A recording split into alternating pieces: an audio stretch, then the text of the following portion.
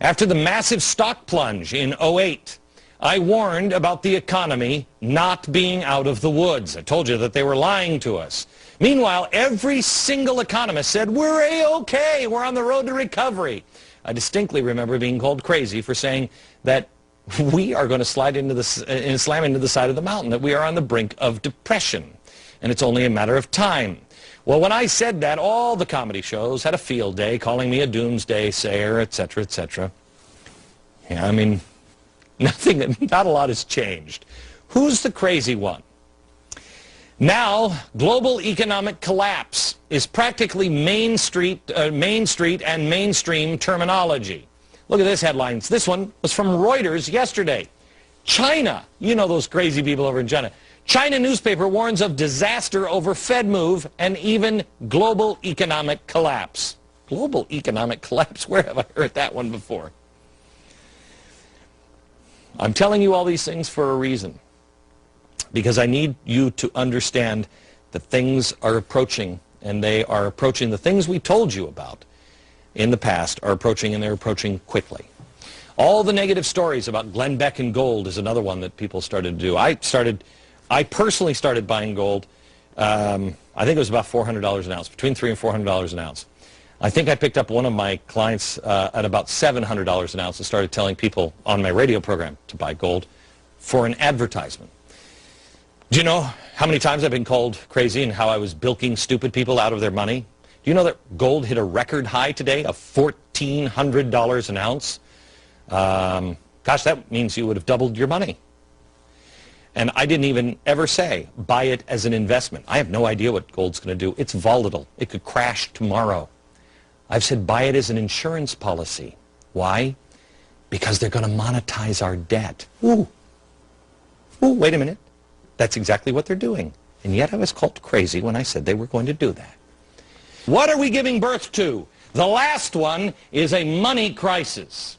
I have been warning you that we are on the same path to repeat the same exact mistakes as the Weimar Republic. We've hit the top of our debt standard. Nobody's going to want to loan to us. And so what happens? When we can't fund it through loans, or we can't afford the interest, we'll just start printing more money, and we're printing it like there's no tomorrow. Well, this is what leads to things like bread in a wheelbarrow. Here's where the rest of the world is starting to line up and blame us, and that is what we've done to our dollar. You got it? You got it? This I said under George W. Bush. The bought and paid for critics of mine will always, there he goes talking about Hitler again, and completely missing the point, which is this. Germany financially collapsed. That's kind of a historic fact, and it's kind of important not to glaze over that, isn't it? How did it collapse? Why did it collapse? What did they do? We should probably know the answer to that. Well, here it is. They monetized their debt. Did we learn our lesson from that? Well, I'll let Tim Geithner and Ben Bernanke, under oath, let you know. When I said on this program that we would monetize the debt, all of the experts said Glenn Beck's completely insane. Tim Geithner promised it during an interview. Never do it.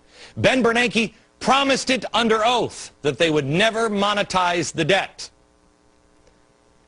Will the Federal Reserve monetize this debt? The Federal Reserve will not monetize the debt.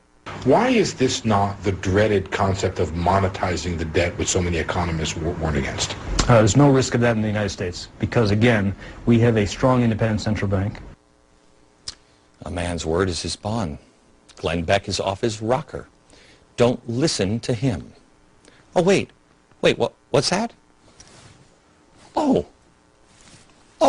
it's an announcement from the Fed last week that they are monetizing the debt. Oh, and they're reinvesting about $250 billion to $300 billion more on top of the $600 billion proposed of monetizing of our debt. So it's nearly $1 trillion, but as Tim Geithner said, there's no chance of that happening in America. I also said that food inflation was coming. This is from April 2008. Listen.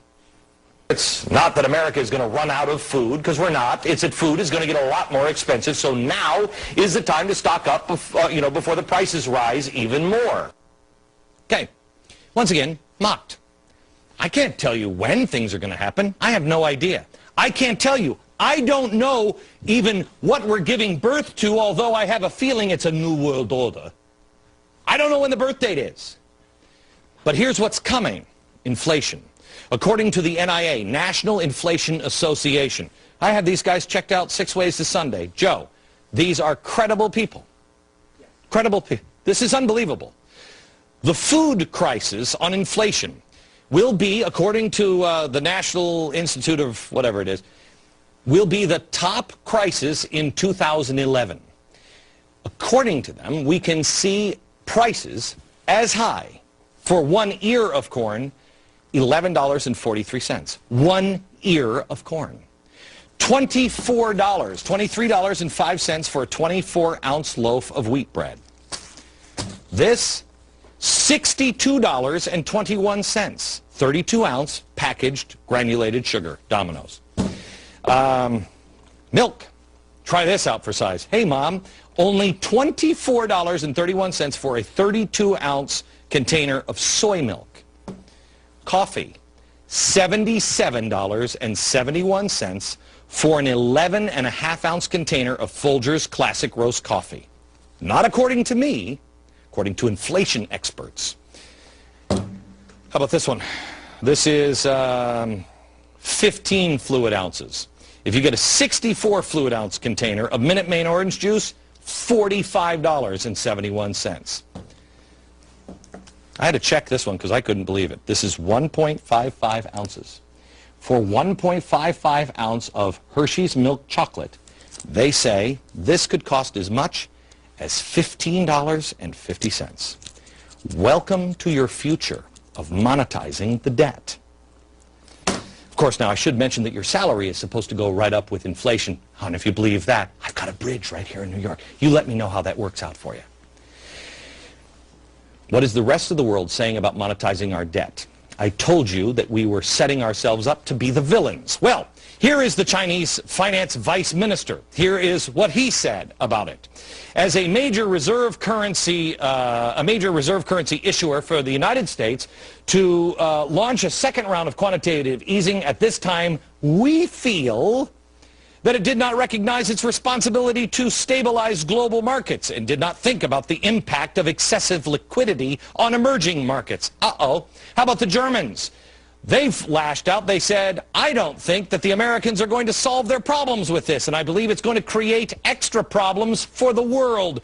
Brazil said the Fed's move, it will devalue the dollar, hurt Brazil and other export-dependent economies. The fingers will all be pointing to us. Here's what I ask you to do. I need you to pass them to a friend. I need you to tell everybody you know. Information is the best weapon available. Food prices will be going up. The dollar is being intentionally collapsed. You will understand that in, oh my gosh, unbelievable clarity by the end of the week. We are also training the world to blame America for every problem that pops up. When times are tough and they hit hard, do you really think the rest of the world is going to let the big bad America off without any punishment?